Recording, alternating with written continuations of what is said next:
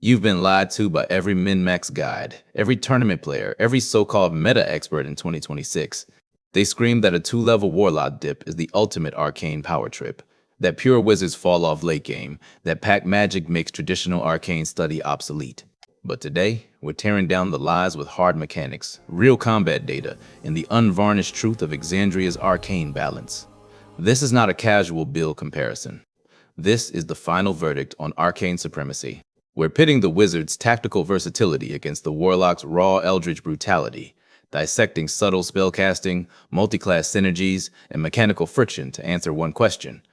Does a pact magic dip truly outweigh the purity of high-level arcane tradition? Let's start with the curiosity gap that haunts every arcane player. You've been told level 20 wizards are untouchable, but one specific multiclass combo is billed as the meta breaker. We're exposing the hidden synergies and fatal flaws of the Wizard-Warlock hybrid, proving whether your build is a tactical masterpiece or a ticking mechanical disaster. First, the unbridgeable strategic gap between versatility and violence. The wizard stands alone as the apex of arcane adaptability.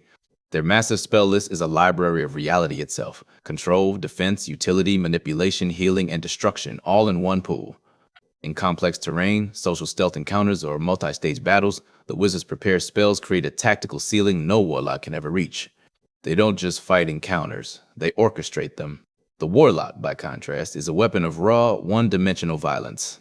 Their entire kit hinges on Eldritch blast scaling in tiny, short rest-reliant spell slots.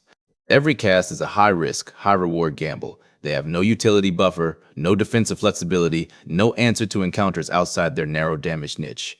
In the 2026 meta, prepared wizard spells deliver unshakable reliability, while pact magic offers fleeting, unsustainable impact. The wizard wins wars. The warlock wins single rounds. Next, the art of invisible influence, subtle spell, the most overhyped mechanic in modern D&D. Subtle spell lets you cast without verbal or somatic components, bypassing counterspell wars, dominating social stealth combat, and breaking the action economy in high-stakes boss fights. It's the ultimate tool of Shadow Arcana, but its cost is deliberately hidden. You can grab meta magic via a feat, wasting a precious ASI for weak, limited access, or dip into Sorcerer for full efficiency. The Warlock dip is the fan favorite, but it trades arcane progression for a trick. Pure wizards outplay counterspell with strategy. Multiclassers cheat their way to invisibility. One is mastery. The other is a shortcut. Now we face the brutal, unspoken price of the multiclass dip, permanent, irreversible power loss. A 2-level Warlock splash delays every defining high-level wizard feature. You push back spell mastery, sacrifice early access to Mystic Arcanum, and cap your highest level spell slots for levels. You forfeit the demigod-like power of a level 20 pure wizard for a tiny burst of short rest power. The supposed synergy, wizard defenses plus warlock short rest slots for infinite shield uptime, is a myth. The math doesn't lie. A pure level 20 wizard controls reality, while the popular Hexblade-Evocation hybrid dominates tournament sprint fights and collapses instantly in 3 or more consecutive encounters. The multi-class build chases moments. The pure build chases victory. Worse than the mechanical loss is the mechanical friction that dooms hybrid builds in high-stakes combat. Multiclassing creates crippling analysis paralysis. Juggling 2 spell systems, 2 resource pools, 2 scaling abilities, turns smooth, turns into chaotic overthinking.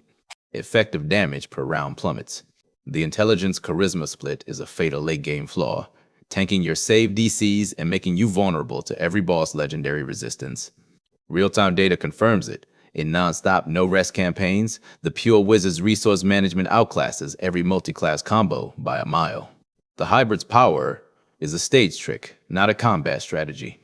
After dissecting every mechanic, every number, every real game scenario, we deliver the final verdict on arcane supremacy. The wizard's tactical flexibility crushes the warlock's specialized destruction in every meaningful category. Pure arcane tradition is not just thematic, it's mechanically superior in the 2026 meta.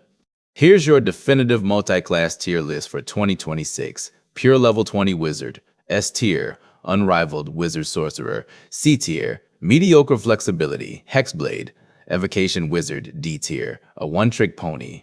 My final recommendation is non-negotiable. If you prioritize mechanical optimization, long-term power, and dominance in every encounter, if you want fleeting burst damage and don't care about late-game potential, dip Warlock. But never pretend the shortcut is stronger than the path of true arcane mastery. The arcane life is not about quit power. It's about discipline, versatility, and the unbroken legacy of the arcane tradition. The wizard doesn't just cast spells, they master reality. And no pact, no dip, no cheap trick can ever replicate that. Thanks for watching. If you've ever argued about pure versus multiclass wizards, drop your take in the comments. Do you stand with the pure arcane scholars, or do you swear by the warlock dip? Let's settle this once and for all. Hit subscribe for more 2026 D&D meta breakdowns, mechanical deep dives, and unfiltered build truth. Next time, we're dissecting the most broken spell combos for pure wizards. No shortcuts, just mastery. I'll see you in the next video.